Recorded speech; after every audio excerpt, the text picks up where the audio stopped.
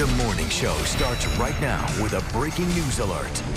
That breaking news come to us from Fernandina Beach in Nassau County. 3 people have been killed in an overnight house fire. We've been following this long story all morning long. We first told you about this breaking news from our News4JAX news app just before we went on the air at 6 this morning. This all unfolded overnight at a home on Linda Hall Road. News4JAX reporter Allison Henning is at the scene working to learn more about the people involved. Allison, what have investigators been telling you? Scott, well, they explained the people who lived inside this home. It was a couple and their caregiver. I actually did just speak with some people who live not on this road, but a little bit further down. They're down here on their golf cart right now. They told me that they heard 2 loud booms last night. It sounded like explosions. They took their golf cart down this road and saw this house here behind me completely covered in flames. They did take some video of that. You know, they said they could feel the heat even 2 properties down from the fire. It's like nothing they'd ever seen before. They did actually know the couple who lived in this home and are very sad to hear what happened. Right now, investigators are working to figure out what caused this fire. The state fire marshal is investigating. I did see investigators out here going door to door, knocking on people's doors, just asking probably if they may have seen anything overnight. The family members of the couple who lived in this home are out here as well. They don't want to be bothered, understandably grieving and processing what happened here overnight. We will continue following this story, speaking to neighbors and working on getting that video from when that couple that we just spoke with, they came over here and they saw this house completely on fire overnight. We are working to get that, and we will bring that to you just as soon as we can. For now, reporting live in Nassau County, Allison Henning, Channel 4, the local station. Neighborhood crime alert from the Woodstock neighborhood of Northwest Jacksonville. Police are looking for a man they say tried to lure a boy into a van. The boy told police that the man was trying to offer candy. Here's a sketch of that man. This is from police. The boy says it happened around 4:30 yesterday afternoon on Lowell Avenue near McDuff. The boy's age was not released to us, but he said that the man was driving a white van, drove past him and then made a U-turn. He says the van came up from behind him. The man offered him candy. The boy said no and walked away. And then the man got out of the van, walked toward the child. And at that point, the child said he ran. And the man chased him for a little while. He says the man was in his mid-20s with blonde hair, had a blue and orange tattoo, but the child could not tell exactly what that tattoo was. If you know anything about this, give police a call. We also have a neighborhood crime alert on the south side where police are investigating several break-ins in the Holiday Hill area. People living there are now installing surveillance cameras for protection. According to the Sheriff's Office crime mapping tool, there have been 17 home burglaries and 10 car burglaries near Holiday Hill within the last 6 months.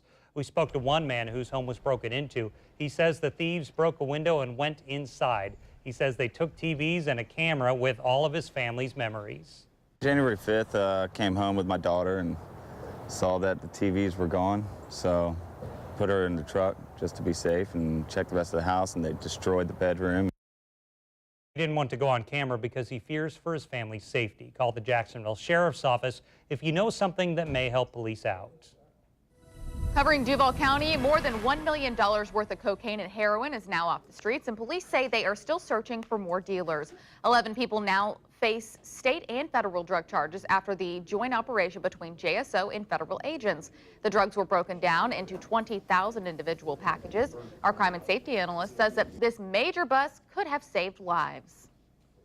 Fentanyl itself is 50 times more potent than heroin. So when it is laced with heroin, sometimes the antidote to these drugs is not effective. Investigators say that the drugs came from Miami to Atlanta.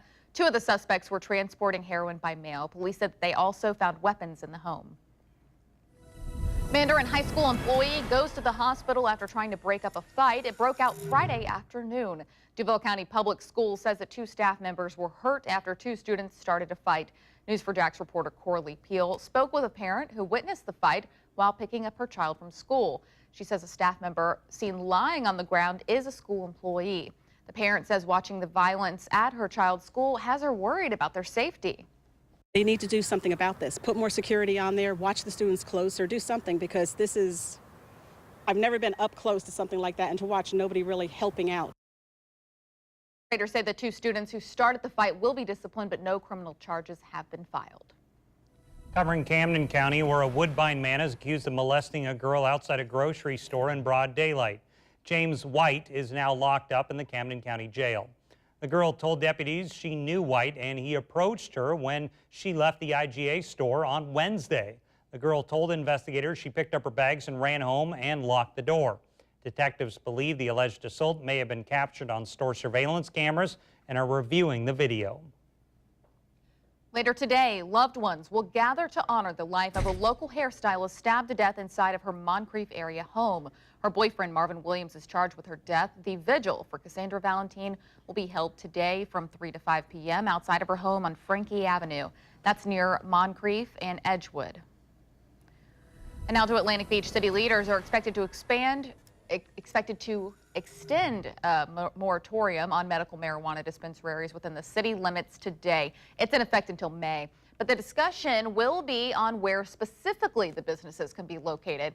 We know that they can't be built within 500 feet of schools or churches. They are also required to have alarm systems, security cameras, and good outdoor lighting. Medical marijuana would also have to be stored in a locker room or vault. It could not be dispensed between the hours of 9 p.m. and 7 a.m. The commission meeting is at 10. We will bring you updates on what happens in that. And we are working to get you answers about the Arlington Country Day School. Many of you asked us last night if it's closing for good.